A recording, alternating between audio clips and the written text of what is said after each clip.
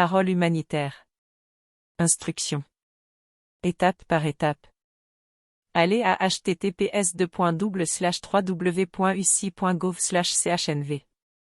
Procédure pour les Cubains, les Haïtiens, les Nicaraguayens et les Vénézuéliens. Alerte, à partir du 6 janvier 2023, vous devez soumettre le formulaire I-134A, Online Request to be a supporter and Declaration of Financial Support, si vous êtes un soutien potentiel d'un Ukrainien ou un membre de sa famille immédiate dans le cadre de l'initiative Uniting for Ukraine, ou d'un Cubain, d'un Haïtien, d'un Nicaraguayen ou d'un Vénézuélien ou d'un membre de sa famille immédiate dans le cadre du processus pour les Cubains, les Haïtiens, les Nicaraguayens et les Vénézuéliens.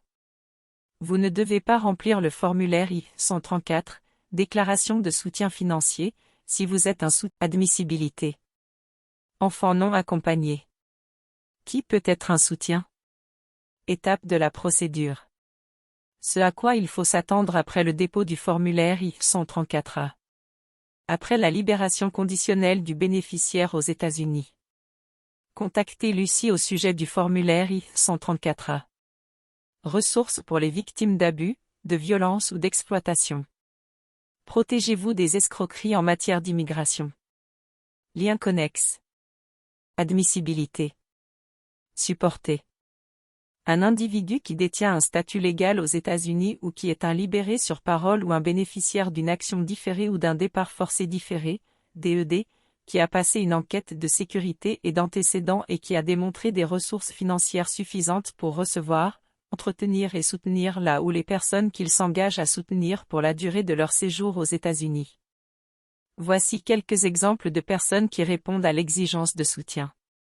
Les citoyens et ressortissants américains. Les résidents permanents légaux, les résidents temporaires légaux et les résidents permanents conditionnels. Les non-immigrants en situation régulière, qui conservent leur statut de non-immigrant et n'ont pas violé les termes ou conditions de leur statut de non-immigrant. Les asilés, les réfugiés et les personnes en liberté conditionnelle. Les personnes bénéficiant d'un statut de protection temporaire, TPS, et les bénéficiaires d'une action différée, y compris une action différée pour les arrivées d'enfants, ou d'un DED. Bénéficiaire. Un ressortissant de Cuba, d'Haïti, du Nicaragua ou du Venezuela, ou un membre de sa famille immédiate, quelle que soit sa nationalité, qui se trouve hors des États-Unis et dont la demande de libération conditionnelle peut être examinée dans le cadre de ces procédures. Les membres de la famille immédiate de toute nationalité dans le cadre de ces processus comprennent un époux ou un conjoint de fait, et un ou plusieurs enfants célibataires âgés de moins de 21 ans. Remarque, si un enfant a moins de 18 ans, il doit voyager avec un parent ou un tuteur légal pour pouvoir utiliser ce processus. Qui peut être considéré pour une autorisation préalable de voyage? Pour pouvoir demander et finalement être pris en considération pour une autorisation préalable de voyage aux États-Unis afin de demander un parole humanitaire dans le cadre de ces processus, les bénéficiaires doivent être hors des États-Unis, être un ressortissant de Cuba, d'Haïti, du Nicaragua ou du Venezuela, ou être un membre de la famille immédiate, époux, conjoint de fait et ou enfant non marié de moins de 21 ans, qui voyage avec un Cubain, un Haïtien, un Nicaraguayen ou un Vénézuélien admissible. Avoir un partisan basé aux États-Unis qui a déposé un formulaire I-134A en son nom et que l'UCI a contrôlé et confirmé. Posséder un passeport non expiré valable pour les voyages internationaux. Assurer son propre voyage commercial jusqu'à un point d'entrée aérien aux États-Unis et sa destination finale aux États-Unis. Subir et réussir les contrôles de sécurité nationale et de sécurité publique requis. Se conformer à toutes les exigences supplémentaires, y compris les exigences de vaccination et autres directives de santé publique, et démontrer que l'octroi d'un parole humanitaire est justifié par un bénéfice public significatif ou des raisons humanitaires urgentes, et qu'un exercice favorable du pouvoir discrétionnaire est par ailleurs mérité. Une personne ne peut pas être considérée pour un parole humanitaire dans le cadre de ces processus si elle a la double nationalité, est résidente permanente ou a le statut de réfugié dans un autre pays, à moins que le DHS n'applique un processus de parole humanitaire similaire pour les ressortissants de ce pays. Cette exigence ne s'applique pas aux membres de la famille immédiate, époux, conjoints de fait ou enfants non mariés âgés de moins de 21 ans, d'un ressortissant éligible de Cuba, d'Haïti, du Nicaragua ou du Venezuela avec lequel il voyage. En outre, un bénéficiaire potentiel n'est pas admissible à l'autorisation préalable de voyager aux États-Unis ainsi qu'aux paroles humanitaires en vertu de ces processus si cette personne ne passe pas le contrôle de sécurité nationale et de sécurité publique ou est autrement considéré comme ne méritant pas un exercice favorable de la discrétion. A fait l'objet d'un ordre d'expulsion des États-Unis au cours des 5 dernières années ou d'une interdiction de territoire en raison d'un ordre d'expulsion antérieur. A traversé irrégulièrement les États-Unis, entre les points d'entrée, après la date à laquelle le processus a été annoncé, pour les Vénézuéliens, après le 19 octobre 2022, pour les Cubains, les Haïtiens et les Nicaraguayens, après le 9 janvier 2023, à l'exception des personnes autorisées à un seul départ volontaire conformément à l'article 240b de l'INA, 8 USC 1229C, ou à un retrait de leur demande d'admission conformément à l'article 235, A, 4, de l'INA, 8 USC 1225, A, 4, qui resteront admissibles. A traversé irrégulièrement la frontière mexicaine ou panaméenne après la date à laquelle le processus a été annoncé, pour les Vénézuéliens, après le 19 octobre 2022, pour les Cubains, les Haïtiens et les Nicaraguayens, après le 9 janvier 2023, ou est âgé de moins de 18 ans et ne voyage pas dans le cadre de ce processus accompagné d'un parent ou d'un tuteur légal, et est donc un enfant que l'agent d'inspection considère comme un enfant non accompagné. Note importante concernant les passeports vénézuéliens. Le bénéficiaire doit être en possession d'un passeport valide et non périmé. Les prolongations certifiées de la validité du passeport permettent de satisfaire à cette exigence. Si la validité du passeport d'un bénéficiaire a été prolongée, la date d'expiration de la prolongation doit être indiquée comme la date d'expiration du passeport. Le CBP n'autorisera pas le voyage si le passeport ou la prolongation du bénéficiaire est expiré. Conformément au décret de l'Assemblée nationale du 21 mai 2019, certains passeports vénézuéliens expirés restent valides. Un passeport vénézuélien délivré avant le 7 juin 2019, même s'il a expiré avant cette date, sans extension de passeport, proroga, est considéré comme valide et non expiré pendant 5 ans au-delà de la date d'expiration imprimée dans le passeport. Délivré avant le 7 juin 2019, même s'il a expiré avant cette date, avec une proroga délivrée avant le 7 juin 2019, est considéré comme valide et non expiré pendant 5 ans après la date d'expiration de la proroga. Délivré avant le 7 juin 2019, même s'il a expiré avant cette date, avec un proroga délivré le 7 juin 2019 ou après, est considéré comme valide et non expiré jusqu'à la date d'expiration du proroga, ou pendant 5 ans après la date d'expiration imprimée dans le passeport, selon la dernière de ces dates. Délivré le ou après le 7 juin 2019, sans proroga, n'est pas considéré comme valide au-delà de la date d'expiration imprimée dans le passeport. Délivré le ou après le 7 juin 2019, avec une proroga délivrée le ou après le 7 juin 2019, est considéré comme valide et non expiré jusqu'à la date d'expiration de la proroga. Enfants non accompagnés. Les enfants de moins de 18 ans qui voyagent sans leurs parents ou leur tuteur légal ne peuvent pas bénéficier d'une autorisation préalable de voyage ou d'un parole humanitaire dans le cadre de ces procédures. À son arrivée à un point d'entrée aux États-Unis, un enfant qui ne voyage pas avec un parent ou un tuteur légal peut être confié à la garde du ministère de la Santé et des Services sociaux, HHS, comme l'exige la loi de 2008 sur la réautorisation de la protection des victimes de la traite. Pour plus d'informations, veuillez consulter la page web du HHS consacrée aux enfants non accompagnés. Étant donné qu'ils ne peuvent pas obtenir d'autorisation de voyage dans le cadre de ces procédures, les enfants qui ne voyagent pas avec un parent ou un tuteur légal mais qui viennent aux États-Unis pour rencontrer un parent ou un tuteur légal peuvent demander un parole humanitaire par le biais de la procédure de parole humanitaire standard du formulaire I-131. Dans le cadre de la procédure de parole humanitaire du formulaire I-131, les enfants qui souhaitent voyager sans parent ou tuteur légal devront obtenir l'autorisation écrite de tous les adultes ayant la garde légale de l'enfant, y compris les parents ou tuteurs légaux, pour se rendre aux États-Unis.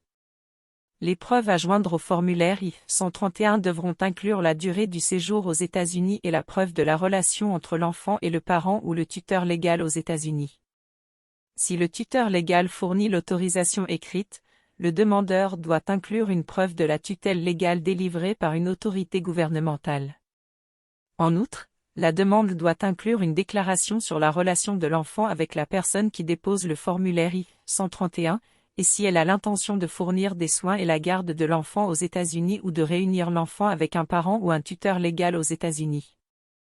Pour plus d'informations, veuillez consulter notre page guidance on evidence for certain type of humanitarian or significant public benefit parole, qui contient des informations sur les exigences relatives à la demande de libération conditionnelle pour les enfants. Vous pouvez demander une dispense de frais lorsque vous soumettez un formulaire I-131 pour un enfant comme décrit dans le paragraphe ci-dessus. Pour plus d'informations sur la manière de demander une dispense de frais, veuillez consulter la page web du formulaire I-912, Request for Fee Waiver.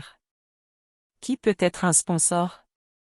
Les sponsors basés aux États-Unis initieront une demande en ligne au nom d'un bénéficiaire nommé, en soumettant un formulaire I-134 à Lucie pour chaque bénéficiaire, y compris les enfants mineurs.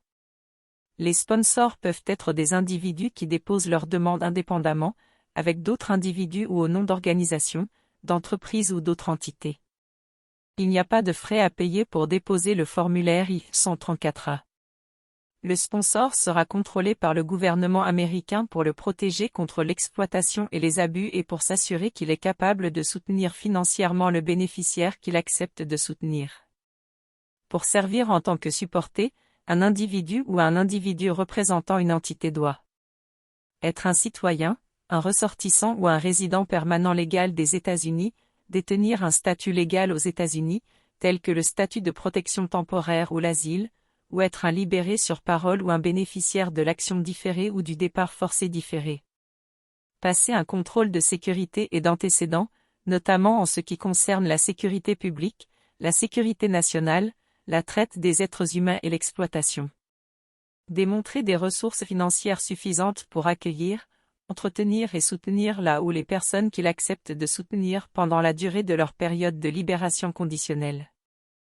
Les personnes qui déposent le formulaire I-134A au nom d'un bénéficiaire dans le cadre de ces processus doivent être disposées et aptes à recevoir, entretenir et soutenir le bénéficiaire mentionné dans le formulaire I-134A pendant la durée de sa libération conditionnelle. Voici des exemples de types de soutien aux bénéficiaires que les personnes qui les soutiennent doivent garder à l'esprit lorsqu'elles examinent leur capacité à respecter cet engagement. Accueillir le bénéficiaire à son arrivée aux États-Unis et le transporter vers son logement initial. S'assurer que le bénéficiaire dispose d'un logement sûr et approprié pour la durée de sa libération conditionnelle et des premières nécessités de base. Le cas échéant, aider le bénéficiaire à remplir les documents nécessaires, notamment pour obtenir une autorisation d'emploi, une carte de sécurité sociale et les services auxquels il peut prétendre. S'assurer que les soins de santé et les besoins médicaux du bénéficiaire sont satisfaits pendant la durée de la libération conditionnelle, et, le cas échéant, aider le bénéficiaire à accéder à l'éducation, à apprendre l'anglais, à trouver un emploi et à inscrire les enfants à l'école. Les sponsors doivent indiquer le nom du bénéficiaire sur le formulaire I-134A. Ils ne peuvent pas déposer un formulaire I-134A au nom d'un bénéficiaire sans nom. Un soutien peut accepter de soutenir plus d'un bénéficiaire, par exemple pour différents membres d'un groupe familial, mais il doit déposer un formulaire I-134A distinct pour chaque bénéficiaire. Les sponsors doivent déposer un formulaire I-134A distinct pour chaque bénéficiaire, même pour les enfants mineurs. Plusieurs sponsors peuvent s'associer pour soutenir un bénéficiaire. Dans ce cas, un sponsor doit déposer un formulaire I-134A et y inclure des preuves supplémentaires démontrant l'identité des sponsors supplémentaires et les ressources qu'ils fourniront, et joindre une déclaration expliquant l'intention de partager la responsabilité du sponsor du bénéficiaire. La capacité de ces sponsors à soutenir un bénéficiaire sera évaluée collectivement. Les organisations, les entreprises et d'autres entités peuvent jouer un rôle essentiel en apportant un soutien aux bénéficiaires qui arrivent par ce processus. Bien qu'un individu soit tenu de déposer et de signer le formulaire I-134A, Il peut le faire en association avec ou au nom d'une organisation, d'une entreprise ou d'une autre entité qui fournira tout ou partie du soutien nécessaire aux bénéficiaires. Les personnes qui soutiennent la demande en association avec ou au nom d'une organisation, d'une entreprise ou d'une autre entité doivent fournir la preuve de l'engagement de l'entité à soutenir le bénéficiaire lorsqu'elles remplissent le formulaire I-134A. Cette preuve peut prendre la forme d'une lettre d'engagement ou d'un autre document émanant d'un dirigeant ou d'un autre représentant crédible de l'organisation, de l'entreprise ou d'une autre entité, décrivant l'aide financière ou les autres types d'aide, logement, produits de première nécessité, transport, etc. Les personnes qui déposent une demande en association avec une organisation, une entreprise ou une autre entité n'ont pas besoin de soumettre leurs informations financières personnelles, si le niveau de soutien démontré par l'entité est suffisant pour soutenir le bénéficiaire. Des organisations extérieures au gouvernement peuvent aider les partisans et bénéficiaires potentiels à se préparer à ce processus. 2 organisations spécialisées dans la fourniture au public d'informations sur l'accueil des nouveaux arrivants et de ressources pour soutenir la participation à ces processus sont énumérées ci-dessous. Welcome.us fournit des informations sur l'accueil et le soutien des populations de nouveaux arrivants. Community Sponsorship Hub a mis en place le Sponsor Circle Programme, qui peut fournir des ressources et une orientation continue aux partisans. Ces informations sont fournies à titre informatif uniquement. Le DHS ne cautionne pas ces entités. Le recours à ces entités en lieu et place de toute autre entité ne confère à aucun libéré conditionnel un traitement préférentiel dans l'évaluation de sa demande. Étape du processus. Les bénéficiaires ne peuvent pas faire directement une demande pour ces processus. Un sponsor aux États-Unis doit d'abord remplir et déposer le formulaire I-134A auprès de Lucie au nom d'un bénéficiaire et y inclure des informations le concernant et ses coordonnées, telles qu'une adresse électronique. Si nous estimons que le formulaire I-134A est suffisant, à notre discrétion, nous enverrons aux bénéficiaires des informations sur l'étape suivante de la procédure pour qu'il soit pris en considération pour l'autorisation de voyager aux États-Unis et le parole humanitaire dans un aéroport d'entrée.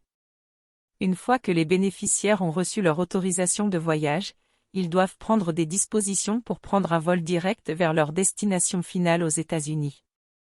À l'arrivée au port d'entrée intérieur, les personnes seront inspectées par le CBP et devront fournir des informations supplémentaires, y compris des empreintes digitales, pour un contrôle biométrique plus approfondi, et seront ensuite considérées pour l'octroi discrétionnaire d'un parole humanitaire.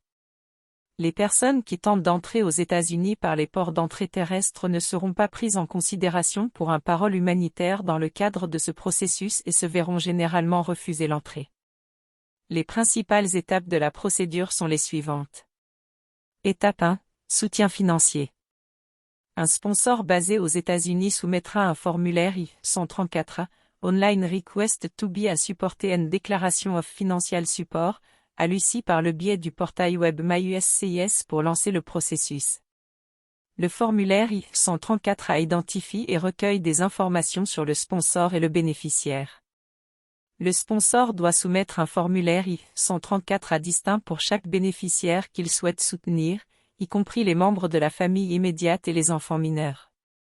Lucie examinera ensuite le sponsor afin de s'assurer qu'il est en mesure de soutenir financièrement la personne qu'il accepte de soutenir et de la protéger contre l'exploitation et les abus. Lucie, à sa discrétion, doit vérifier et confirmer les sponsors avant d'avancer dans le processus. Étape 2. Soumettre les informations biographiques. Si Lucie confirme un sponsor, le bénéficiaire inscrit sur la liste recevra un courriel de Lucie contenant des instructions sur la façon de créer un compte en ligne UCI et sur les autres étapes suivantes. Le bénéficiaire doit confirmer ses informations biographiques dans MyUSCIS et attester qu'il remplit les conditions d'admissibilité. Dans le cadre de la confirmation de l'éligibilité dans leur compte en ligne, les personnes qui demandent l'autorisation de voyager aux États-Unis doivent confirmer qu'elles répondent aux exigences de santé publique, y compris certaines exigences en matière de vaccination. Étape 3. Soumettre la demande dans l'application mobile CBP One. Après avoir confirmé les informations biographiques dans son compte en ligne et rempli les attestations d'admissibilité requises, le bénéficiaire recevra des instructions via MyUSCIS sur la manière d'accéder à l'application mobile CBP One. Le bénéficiaire doit saisir ses informations biographiques dans CBP One et fournir une photo. Étape 4. Autorisation préalable de voyage aux États-Unis. Après avoir terminé l'étape 3, le bénéficiaire recevra un avis dans son compte en ligne confirmant si le CBP lui accordera, à sa discrétion, une autorisation préalable de voyage aux États-Unis afin de demander l'octroi discrétionnaire d'un parole humanitaire au cas par cas. Si elle est approuvée, cette autorisation est valable pour 90 jours. Les bénéficiaires sont responsables de l'organisation de leur voyage par avion vers les États-Unis. L'approbation de l'autorisation préalable de voyager ne garantit pas l'entrée ou le parole humanitaire aux États-Unis à un port d'entrée américain. Le parole humanitaire est une décision discrétionnaire prise par le CBP au port d'entrée, sur la base d'une conclusion selon laquelle le parole humanitaire est justifié pour des raisons humanitaires urgentes ou pour un bénéfice public important. Étape 5. Demande de parole humanitaire au port d'entrée. Lorsqu'un bénéficiaire arrive au port d'entrée, le CBP l'inspecte et examine au cas par cas s'il peut bénéficier d'un parole humanitaire discrétionnaire. Dans le cadre de l'inspection, les bénéficiaires feront l'objet d'une vérification et d'un contrôle supplémentaire, notamment d'un contrôle biométrique des empreintes digitales, conformément au processus d'inspection du CBP. Les personnes dont il est déterminé qu'elles représentent une menace pour la sécurité nationale ou la sécurité publique, ou qui ne justifient pas d'une libération conditionnelle à la discrétion de l'inspection, seront traitées dans le cadre d'une procédure appropriée et pourront être renvoyées à l'Immigration and Customs Enforcement, ICE, des États-Unis. Étape 6. Parole humanitaire. Les personnes bénéficiant d'un parole humanitaire dans le cadre de ces procédures seront généralement mises en parole humanitaire aux États-Unis pour une période maximale de 2 ans, sous réserve des exigences applicables en matière de santé et de contrôle, et pourront demander une autorisation d'emploi conformément aux règlements en vigueur. Les personnes bénéficiant d'un parole humanitaire peuvent demander une autorisation de travail à l'UCI en remplissant le formulaire I-765, application Fort Emploiement Autorisation, en ligne ou par courrier. Ce à quoi il faut s'attendre après le dépôt du formulaire I-134A. Une fois que la personne qui soutient le bénéficiaire a déposé le formulaire I-134A auprès de l'UCI, nous examinerons le formulaire et les preuves à l'appui pour nous assurer que la personne qui soutient le bénéficiaire dispose de ressources financières suffisantes pour subvenir à ses besoins pendant la durée de la période de liberté conditionnelle et nous vérifierons ses antécédents. Nous déterminerons si le formulaire I-134A est suffisant, et nous pourrons demander des preuves supplémentaires pour prendre notre décision. Si la demande est approuvée, les bénéficiaires recevront un courriel de l'UCI contenant des instructions sur la façon de créer un compte en ligne UCI et sur les autres étapes à suivre. Les personnes doivent vérifier leur courrier électronique, y compris les dossiers de spam et de courrier indésirables, pour les messages importants de l'UCI. Si le formulaire I-134A est suffisant. Si nous confirmons, à notre discrétion, que le formulaire I-134A est suffisant, le bénéficiaire recevra un courriel de l'UCI contenant des instructions sur la façon de créer un compte en ligne UCI et sur les autres étapes à suivre. Le bénéficiaire doit confirmer ses informations biographiques sur MyUSCIS et attester qu'il a rempli toutes les conditions requises, y compris une attestation affirmant que vous n'êtes pas un résident permanent ou un double national d'un pays autre que celui dont vous avez la nationalité, et que vous n'avez pas actuellement le statut de réfugié dans un pays, à moins que le DHS n'applique un processus de parole humanitaire similaire pour les ressortissants de ce pays, ou vous êtes le conjoint, le concubin ou l'enfant non marié âgé de moins de 21 ans et voyagez avec un ressortissant éligible. Une attestation certifiant que vous comprenez les exigences relatives aux liens familiaux pour les enfants de moins de 18 ans, et une attestation certifiant que vous avez satisfait aux exigences en matière de vaccination ou que vous pouvez bénéficier d'une exception aux exigences en matière de vaccination contre la rougeole, la polio et la première dose d'un vaccin Covid-19 approuvé ou autorisé par la Food and Drug Administration, FDA, des États-Unis ou inscrit sur la liste des utilisations d'urgence, EUL, de l'Organisation mondiale de la santé, OMS. Après son arrivée aux États-Unis, le bénéficiaire doit attester avoir subi un dépistage médical de la tuberculose, y compris un test de libération de l'interféron gamma, IGRA, dans les 90 jours. Vous trouverez plus d'informations sur les exigences en matière de vaccins sur l'aperçu de la page d'attestation de vaccination. Si le formulaire I-134A est insuffisant. Si nous ne sommes pas en mesure de confirmer que le formulaire I-134A est suffisant, cette décision est définitive. Le bénéficiaire recevra un courriel de l'UCI l'informant que nous avons déterminé que le formulaire I-134A déposé en son nom était insuffisant. Nous ne considérerons pas le bénéficiaire pour un parole humanitaire dans le cadre de ce processus de parole humanitaire en raison du formulaire I-134A insuffisant. Toutefois, le partisan peut déposer un nouveau formulaire I-134A au nom du même bénéficiaire ou d'un autre bénéficiaire, ou un partisan différent peut déposer un formulaire I-134A au nom du bénéficiaire. Autorisation de voyager aux États-Unis. Une fois que le bénéficiaire a confirmé les informations biographiques et attesté avoir rempli toutes les autres conditions, nous poursuivons le traitement de son dossier. Les bénéficiaires recevront un courriel leur indiquant de consulter leur compte en ligne dans MyUSCIS pour connaître le résultat de leur autorisation de voyage. Cette autorisation est valable pendant 90 jours. Si le bénéficiaire a été autorisé à se rendre aux États-Unis, il doit organiser et financer lui-même son voyage. Les bénéficiaires doivent prendre les dispositions nécessaires pour se rendre aux États-Unis par avion directement à un port d'entrée intérieur et à leur destination finale.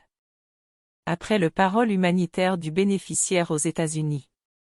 Demande d'autorisation d'emploi. Une fois que vous, le bénéficiaire, avez un parole humanitaire aux États-Unis, vous pouvez demander une autorisation d'emploi discrétionnaire à l'UCI.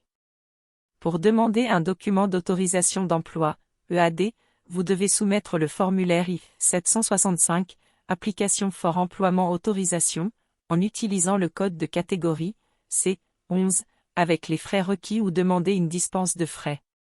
Pour remplir le formulaire I-765 en ligne, les demandeurs admissibles doivent accéder à leur compte en ligne UCI sur my.uci.gov. Les demandeurs qui demandent une dispense des frais de dépôt du formulaire I-765 doivent soumettre le formulaire I-765 par courrier. Obtention d'un numéro et d'une carte de sécurité sociale. Nous vous encourageons à demander un numéro de sécurité sociale, SSN, en utilisant le formulaire I-765, application for emploiement autorisation, et en suivant les instructions du formulaire. Si vous demandez un SSN dans la partie 2.13.1.17.b de votre formulaire I-765 et que votre demande est approuvée, l'UCI transmettra électroniquement ces données à la Social Security Administration, SSA, et la SSA vous attribuera un SSN et vous délivrera une carte de sécurité sociale.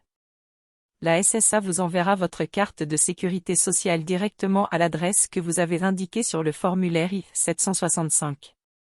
Les numéros de sécurité sociale sont généralement attribués aux personnes qui sont autorisées à travailler aux États-Unis. Les numéros de sécurité sociale sont utilisés pour déclarer vos salaires au gouvernement et pour déterminer votre droit aux prestations de sécurité sociale. Si vous ne demandez pas de SSN sur votre formulaire I-765, vous pouvez en faire la demande après avoir reçu votre EAD de l'UCI en suivant les instructions de la page web de la SSA consacrée au numéro et à la carte de sécurité sociale. Mise à jour des adresses. Si vous résidez aux États-Unis pendant plus de 30 jours, vous devez déclarer votre adresse physique aux États-Unis. Vous pouvez changer votre adresse en ligne et mettre à jour votre adresse sur toutes les demandes et pétitions en cours en même temps en utilisant le système de changement d'adresse en ligne de l'UCI.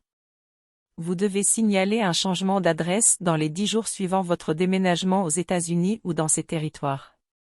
La méthode de changement d'adresse ci-dessus mettra à jour l'adresse figurant dans les dossiers de l'UCI pour toutes les demandes, pétitions ou requêtes en cours pour lesquelles vous avez indiqué un numéro de reçu sur le formulaire. Il est important d'inclure le numéro de reçu de toute affaire en cours auprès de l'UCI avec votre demande de changement d'adresse, afin que nous puissions mettre à jour l'adresse associée à ces affaires. Nous enverrons les documents sécurisés à l'adresse indiquée dans le dossier. Vous pouvez trouver le numéro de reçu sur l'avis de réception, formulaire I-797C, Notice of Action, que nous avons émis après que vous ayez déposé votre demande ou votre pétition. Nous envoyons les avis de réception à l'adresse indiquée sur la demande ou la pétition. Mettre fin à votre parole humanitaire. Si vous avez un parole humanitaire aux États-Unis, votre parole humanitaire prendra automatiquement fin si vous quittez les États-Unis, ou votre période de parole humanitaire expire. Le DHS peut également décider de mettre fin à votre parole humanitaire à sa discrétion pour d'autres raisons, comme la violation d'une loi des États-Unis. Les personnes dont le parole humanitaire a expiré sont censées quitter le pays de leur propre chef. Les personnes rencontrées aux États-Unis après l'expiration de leur parole humanitaire font généralement l'objet d'une procédure d'expulsion. Contactez Lucie au sujet du formulaire I-134A. Nous vous recommandons de soumettre vos demandes de renseignements en envoyant un message sécurisé depuis votre compte en ligne UCI. Vous pouvez appeler le UCI Contact Center au 800 375 5283, TTY 800 767 833. Le numéro pour les personnes se trouvant en dehors des États-Unis est le 212 623 418. Pour plus d'informations, vous trouverez ci-dessous les réponses aux questions fréquemment posées. Que faire si j'ai un problème d'accès à mon compte ou si je dois réinitialiser mon mot de passe? Veuillez utiliser notre formulaire d'aide en ligne. Si je dois soumettre une demande de renseignement sur mon dossier ou si j'ai une question générale sur mon compte, comment puis-je contacter Lucie? La meilleure façon de nous contacter dépend du type de demande. Si vous devez corriger des informations sur le formulaire I-134A, vous devez envoyer un message sécurisé en utilisant votre compte en ligne UCI. Pour les questions générales ou les demandes de renseignements sur le statut d'un formulaire I-134A, vous pouvez envoyer un message sécurisé à partir de votre compte UCI ou appeler le UCI Contact Center au 800 375 5283, TTY 800 767 833. Si vous êtes en dehors des États-Unis, vous pouvez joindre le UCI Contact Center au +1 212 620 34 18. Si j'ai saisi une adresse électronique incorrecte pour le bénéficiaire sur le formulaire I-134A, quel est le moyen le plus rapide de soumettre la correction et de faire en sorte que Lucie envoie à nouveau le courriel d'accès au compte au bénéficiaire? Connectez-vous à votre compte en ligne de Lucie, allez à l'onglet Notices et utilisez la fonction Insollicité d'évidence, preuve non sollicitée, pour télécharger une lettre que le soutien a signée à la main, pas électroniquement. La lettre doit expliquer que l'adresse électronique du bénéficiaire qu'il a saisie sur le formulaire I-134A était incorrecte, et demander que Lucie mette à jour l'adresse électronique du bénéficiaire et envoie l'avis de compte de Lucie à l'adresse électronique correcte du bénéficiaire. Remarque, la lettre doit mentionner à la fois l'adresse électronique originale et incorrecte indiquée sur le formulaire I-134A et l'adresse électronique mise à jour et correcte du bénéficiaire. Conservez l'original signé de la lettre au cas où nous vous le demanderions ultérieurement. Vous devez ensuite envoyer un message sécurisé depuis votre compte en ligne UCI. Connectez-vous à votre compte en ligne, sélectionnez le menu déroulant My Account, puis sélectionnez Inbox. Sélectionnez New Message, puis case Already Online. Sélectionnez votre numéro de reçu pour le formulaire I-134A, Online Request to be a supporté and Declaration of Financial Support, dans le menu déroulant, et indiquez dans votre message que l'adresse électronique du bénéficiaire doit être modifiée et que vous avez téléchargé des preuves non sollicitées. Votre message doit inclure à la fois l'adresse électronique originale et incorrecte et l'adresse électronique correcte et mise à jour du bénéficiaire. Nous examinerons la demande, effectuerons les mises à jour appropriées et enverrons au bénéficiaire une copie de l'avis de compte UCI en utilisant l'adresse électronique correcte et mise à jour. Nous vous informerons également par courriel que le problème a été résolu. Comment puis-je corriger les renseignements relatifs à mon passeport sur le formulaire I-134A? Si nous avons déjà confirmé le formulaire I-134A soumis par votre répondant, et que les renseignements relatifs à votre passeport sont incorrects, vous devrez utiliser votre compte en ligne pour télécharger une copie de votre passeport valide et non expiré en tant que preuve non sollicitée dans votre onglet Avis, et envoyer un message à Lucie depuis votre boîte de réception. Dans ce message, vous devez indiquer que vous avez soumis des preuves pour corriger les informations du passeport. Vous recevrez une réponse dans votre boîte de réception. Ne soumettez pas vos attestations au CBP avant que nous ayons répondu à la demande de mise à jour des informations de votre passeport. Soumettre les attestations avant de recevoir une réponse de Lucie pourrait affecter votre autorisation de voyage et votre demande de libération conditionnelle.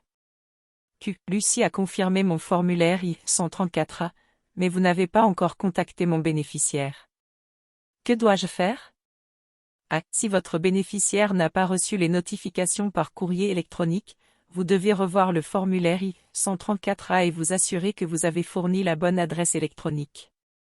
Si l'adresse électronique est correcte, le bénéficiaire doit vérifier ses dossiers de spam et de courrier indésirables. Bien que nous ne puissions pas répondre à des questions spécifiques à un cas, en général, dans les situations où le bénéficiaire n'a pas reçu son avis de compte, appelez le UC Contact Center. Le numéro pour les personnes situées en dehors des États-Unis est le +1 212 620 34 18. Il peut également envoyer un message sécurisé à Lucie concernant le problème par le biais de son propre compte en ligne de Lucie. Après avoir terminé le processus de vérification, nous pouvons envoyer l'avis de compte par courriel à l'adresse électronique du bénéficiaire que nous avons dans nos dossiers. Si l'adresse électronique est incorrecte, connectez-vous à votre compte en ligne UCI, allez à l'onglet Notice, et utilisez la fonction Insollicité d'évidence pour télécharger une lettre que vous avez signée à la main, pas électroniquement.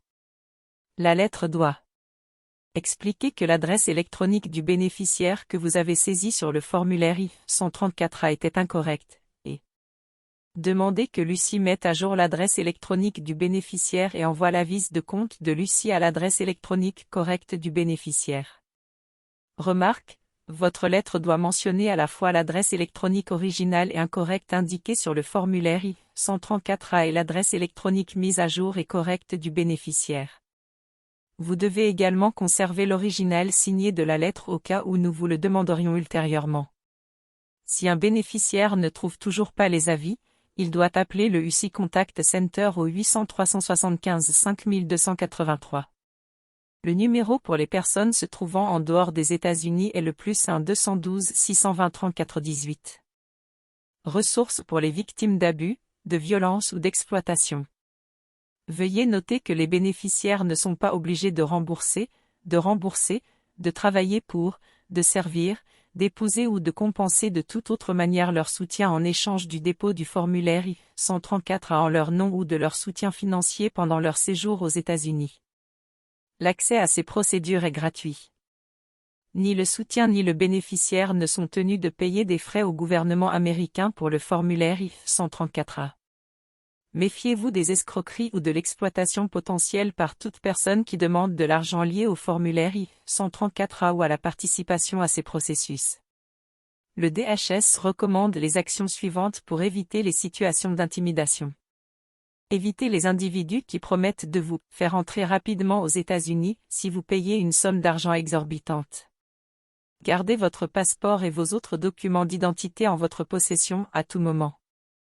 Si vous craignez que la personne qui a déposé le formulaire I-134A en votre nom ne soit pas une organisation ou une entité légitime ou un représentant légal, consultez la page web Scam, Fraud and Misconduct. Appelez la National Human Trafficking Hotline, disponible 24 heures sur 24, au 1-888 373 7888 ou signalez une urgence aux forces de l'ordre en composant le 911. Les victimes de la traite des êtres humains, qu'elles soient ou non citoyennes américaines, peuvent bénéficier de services et d'une aide à l'immigration. Il existe de nombreuses formes d'abus et d'exploitation, notamment la violence domestique, le mariage forcé et la traite des êtres humains. Aux États-Unis, il existe des lois qui peuvent vous aider à éviter ou à échapper à une situation abusive. La violence domestique est un modèle de comportement dans une relation qui est utilisé pour obtenir ou maintenir le pouvoir et le contrôle sur un partenaire intime, un parent ou un enfant.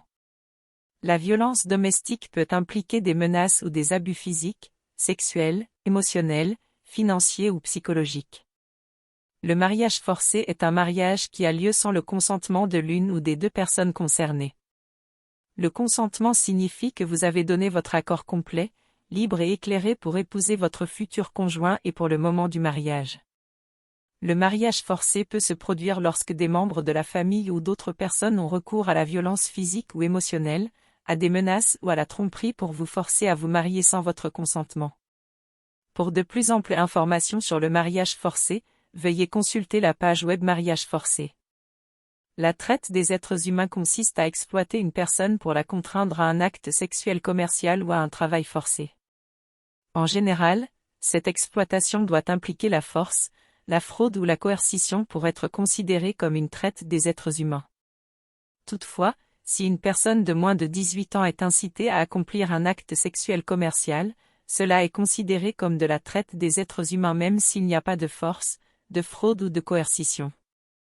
Si vous avez subi ou craignez un mariage forcé, des violences domestiques, la traite des êtres humains ou d'autres abus, veuillez contacter les ressources ci-dessous pour recevoir une aide gratuite dans votre langue. National Domestic Violence Hotline, 800 799 7233, 800 787 3224, TTY, www.ndvh.org.